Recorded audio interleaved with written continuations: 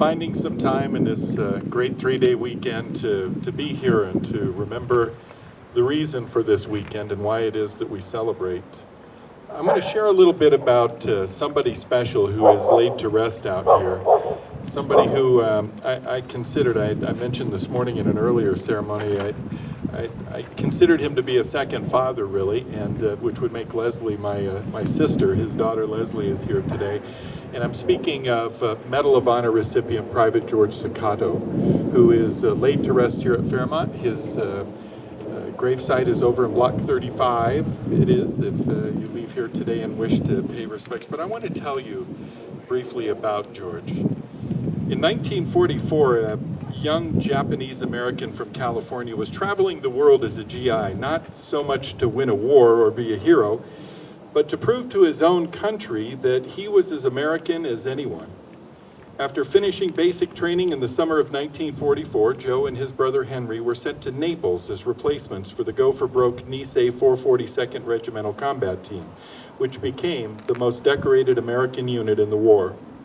In August, the 442nd boarded ships for a landing in Marseille, and for the next 2 months, Joe's unit fought its way north through France, and in late October, it attacked the Germans around the town of Bifontaine, an area near the German border that was too mountainous for armor. Its objective was Hill 617, overlooking an open valley cut in half by the railroad line running from Strasbourg to Paris. The Germans were entrenched at the top of the hill, firing down on the American troops trying to mount an assault. Just before midnight on October 28th, Private Ciccato's company was ordered to flank the Germans and get behind their position. It was so dark that each GI had to hold on to the back strap of the man in front of him while moving forward. Joe once told me there is no place so dark in the world as a forest at night with no moon. At dawn, the Americans attacked, Ciccato leading the assault. With a Thompson submachine gun he had scavenged from a disabled tank, he killed 5 Germans. Ciccato's platoon secured the hill and sent prisoners back down to the Americans below. Then the Germans counterattacked. One of his close friends was hit and died in his arms. Seeking vengeance, Ciccato took charge of the squad, fighting with an enemy rifle and pistol he picked up from the battlefield after his Tommy gun ran out of ammunition. He killed another 7 Germans and led his platoon in capturing 34 more. His unit held its position until it was relieved. In the forest of France, Joe had used items he had found on the battlefield and fought one battle after another, defeating the enemy and saving the world. Joe's war, though, was real, and real wars leave scars. Real war may end on the battlefield, but it lingers a lifetime in your soul. I first met Private George Ciccato in September of 2000. I had been asked if I would MC the welcome home ceremony for Joe after he received the Medal of Honor. It was in a ballroom that was filled with members of Denver's Japanese American community, and when the program began, I walked up on the stage and Joe was sitting over on a stool. I looked at him, he looked at me, and said hello in a way he would for the next 15 years by doing this. That was our hero. I don't think he ever said no to me when I asked him to come to the radio station to interview, or Regis University to be on our war panel, or to attend ceremonies at the Colorado Freedom Memorial. And always when he did a presentation, he cried when he spoke of Saburo, his friend who died in his arms. Always. And as he aged, his story began to take a turn. The Joe I knew in 2000 talked of his actions being like road rage and how he charged up the hill and there was a bravado to it all. The Joe I knew late in his life talked of the German he had wounded who cried until he took his own life to end his pain. That Joe wondered about the families left behind of those he had killed. As Joe was approaching the end of his own life, he was trying to make things right with his conscience and with the demons that come home from the battlefield. The Joe I saw last was sitting next to me at a screening of a documentary of the 442nd. As he looked at the screen, Joe leaned over to me crying and said, "I miss them so much. They're all gone." His daughter Leslie told me that a day or two before Joe passed, he was sitting on the edge of his bed and he was putting his feet on the floor and acting like he had somewhere to go. He did. His boys of the 442nd and his beautiful bride Bess had been waiting for him long enough. Joe once asked me if I had ever been asked, either directly or by circumstance, to prove that I was American. It was one of many things Joe would say over the years that made me reconsider a lot of things. He wasn't waiting for an answer, he was giving me things to ponder. I'm a better man today because Joe Ciccato entered my life. I learned humility from a man who for a few minutes in October of 1944 was the most heroic person on the planet. I learned true patriotism from someone who watched his mother and father lose their life possessions and be forced to live on a farm in Arizona because they looked different. He could have been angry for the rest of his life, and with good reason. Instead, he used that anger to become an example of what a real American looks like. I learned honor as time and again people would approach Joe to shake his hand or take a picture with a hero, and he would never waver from saying the heroes were the ones who didn't come home. That was who he wore the medal for. I think one of the things that made me and Joe close was the fact that we loved to tease each other. Most people treated him with a lot of respect and dignity, which is due a man who wears the Medal of Honor, and approached him in a very reverent manner. He spent months trying to teach me how to say bathroom in Japanese, and I asked him what he wanted to be when he got taller. So here we are, gathered together in this place to remember lives well lived. What a shame it would be if the stories of the lives of these heroic Nisei that are buried in 35, the ones that are buried in the veterans part of this beautiful cemetery, Francis Lowry, for whom Lowry Air Force Base was named, and all the rest, what a shame it would be if we let their stories stay in the grave with them. It's on us, all of us here, to make sure these stories never die. To make sure their lessons go untaught would be a crime for all of us. Keep them in your hearts, your thoughts, spread the news of their stories, and let future generations know that such heroes lived. Thank you.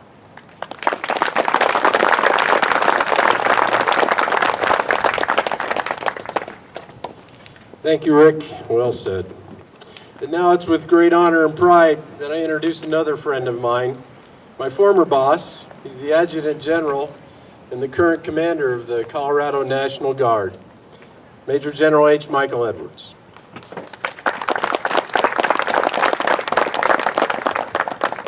You know, since I was his boss, he doesn't call me his best friend. No, truly, Skip is a very, very dear friend of mine, and we both share a farm background. He just happened to live about 70 miles from where I was raised. He was in Colorado and I was in western Nebraska, so we share that common bond, and of course the bond of wearing the uniform. Well, I want to say thank you so much to all of you who are here today. It may be a small crowd, but it's the beginning at Fairmount, and what a beautiful setting to hold a Memorial Day celebration and remembrance. So thank you all for being here. Each and every one of you is here for probably a different reason, whether you have a loved one, whether you're Gold Star, whether you're part of the military, but we're all here to remember. And so I just want to say thank you so much for being a part of this ceremony. Well, it's interesting, and I wanted Rick to talk first because you needed to hear the story about George Ciccato. And the reason for that is because he was part of that 442nd and an absolute hero. And you heard Rick mention that George talked about wearing the medal. Joe, as we know him, who really know him, and Leslie, it's great to see you. But Joe did talk about wearing that medal to honor those who didn't make it back. And so, sitting over here on the table, you're probably wondering what that is. So on that table are the memories of Private First Class Takashi Ito. And so you're catching a little bit of a theme today that we're talking about the Nisei. So the story. That memorabilia was brought forward to an auctioneer to sell because there was no family left for Takashi Ito. And that auctioneer recognizing, like, wow, there's a Purple Heart over there with Tekashi's name engraved on it, his wheel hat, a photo, and of course a 48-star flag that was presented to his mother, Virginia, on his death in May of 1945. And so as I was thinking about Tekashi, and oh, by the way, he is a Coloradan. He's a Coloradan. He was raised here in Colorado. As I was thinking about him and thinking about Joe, it just made me wonder if they knew each other. And Leslie's shrugging her shoulders because she doesn't know either. But they were in the 442nd together. They were in battles together. And Joe made it home, and Tekashi didn't. And so when I think about Tekashi, and I think about this of lots of fallen heroes, when their families go away and their families are no longer here to remember them, who remembers them? It's you and me. Whether it's going out and looking at a gravestone and seeing that a young man or young woman died very early in their life or in the prime of their life, we all must remember that these young men and women who made the ultimate sacrifice and gave it all had their lives cut short. And that they had mothers and fathers and loved ones who absolutely had a hole in their heart. And so, to me, that's the importance of finding memorabilia like this. And we believe Fairmount will put this in a display so we will never forget Tekashi Ito and the sacrifice he made for this country. But that's true of many. So I want to just say thank you from the bottom of my heart for you being here today, for being a part of this ceremony, for always remembering, because every single name on a gravestone has a story. What we do know, those who made the ultimate sacrifice, is that they gave it in service to their country. They gave it to preserve the freedoms that we so enjoy today. They gave it to give us opportunity. So we must never, ever, ever forget. And we must always, always remember those, because they are so significant to our history. We've lost more than 1 million in all of the wars that the United States has fought. The Nisei, more than 800 died in World War II.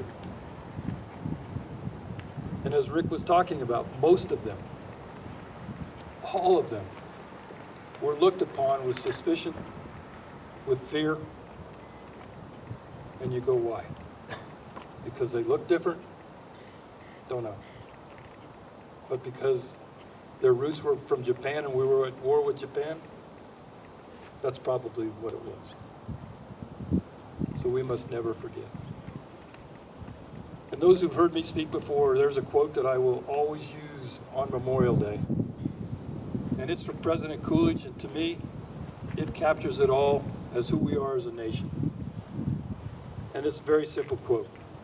And the quote is this: "A nation which forgets its warriors will be itself forgotten." So I thank all of you for making sure this nation will not be forgotten, that those who made the ultimate sacrifice and service will never be forgotten. May God bless each and every one of you and this great United States and this wonderful state of Colorado. Thank you so much.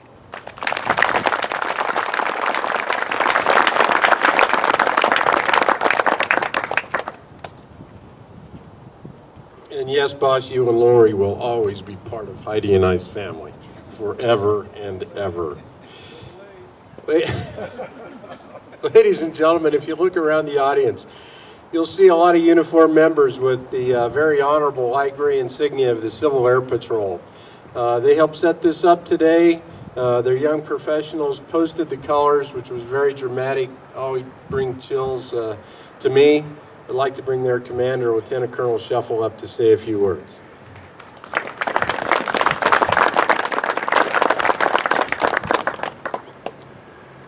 Thank you. Those that are in uniform today and honored guests, we're here to remember those that have served, those that are serving, those that have fallen in service and their families. The Civil Air Patrol, official auxiliary of the United States Air Force, is here as part of that mission to honor those that have served and have made that ultimate sacrifice. The Civil Air Patrol was founded in 1941 on the eve of the Second World War. And by act of Congress became an organization that today has over 55,000 members nationwide dedicated to volunteer service to both their community, state, and nation. They're involved in multiple missions, and this one today is no more important than any other they're involved in because it recognizes the critical opportunities that our men and women in uniform have of serving their country, as is mentioned by General Edwards. And so that mission is one of our most important. It goes along with aerospace education, leadership, emergency services, search and rescue, etc. Special thanks to the Adjutant General, General Edwards, for the opportunity that he affords the Civil Air Patrol. We have the opportunity of working with him and serving in the various functions that he has around the state, particularly in the metro area, and we consider that a tremendous privilege. And so, General, thank you for that. We consider that a rare privilege.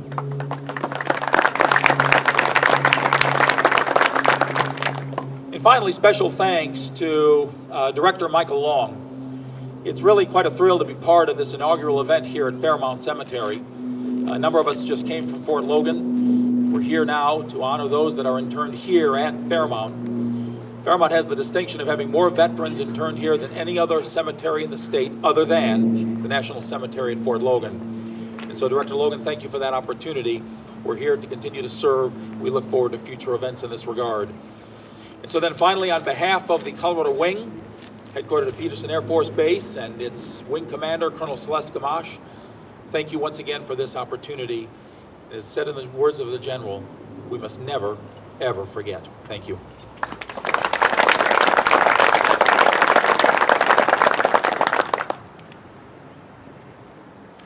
Now, ladies and gentlemen, we'd like to now honor those military service members that gave the ultimate sacrifice with a moment of silence.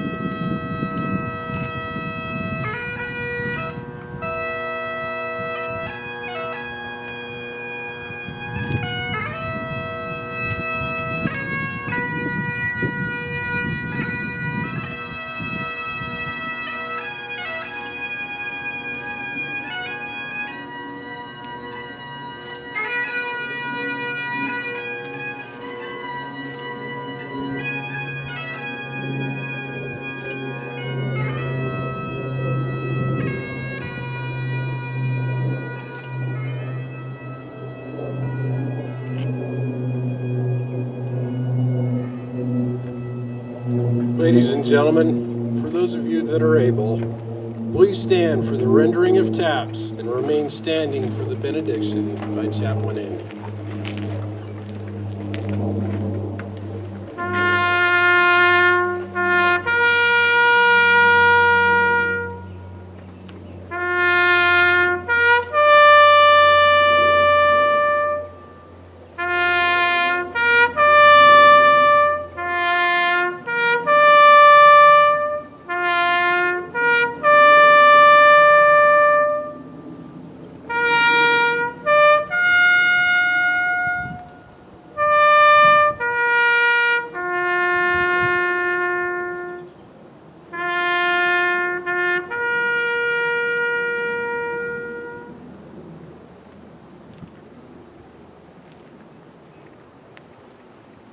Before I pray, how many have seen the movie We Were Soldiers and Young? Remember the scenes about the taxi driver coming and delivering the telegrams, announcing the death of a loved one, and how the commander's wife said that can't be, and they picked up the telegrams from the taxi driver, and they personally went and took them to the new widows. On April 15, 2001, the first National Guardsman, first Colorado soldier killed in the Global War on Terror, Sergeant First Class Daniel Aaron Romero, was notified not by a taxi driver, not by the wife of another soldier, but he was notified by the Adjutant General of the state of Colorado, Major General Mason Whitney. And he began a new tradition and practice in the Colorado National Guard that continues through this day. I want you to know that every Colorado National Guardsman who has fallen in the field of battle or who has been seriously wounded, his or her husband or wife and or children have been notified by a general officer, the 2-star general, if unavailable, a 1-star general, and a chaplain, and more. And this man behind me is probably going to tell me I shouldn't have said this afterwards, and I made that notification process several times while I was with him. I share that to let you know that he believes the words of that quote of President Coolidge. And it says a lot about a leader, what they value, what they delegate, and what they do themselves. God bless the great state of Colorado. Let us pray. Grant, O Lord, that the time we have spent together in this sacred place would bring healing to our souls and inspiration to our lives, that we might somehow come to merit the sacrifices made on our behalf. May we never squander the blessings of freedom and opportunity that these have won and sustained for this and future generations. Protect their successor comrades in arms who stand today in our defense, both near and far. Give them an opportunity this day, along with us, to pause, mourn, and remember. Amen. Thank you, Chaplain. Ladies and gentlemen, that concludes today's ceremony. Thank you for joining us. We look forward to seeing you again in 2017 as we make this a tradition, so please spread the word. On behalf of Kelly Briggs, the staff of Fairmont, and the grateful citizens of the state of Colorado, thank you again for joining us. We hope this ceremony becomes an annual event and we make you proud. To our veterans, a special thank you. God bless America and travel safe.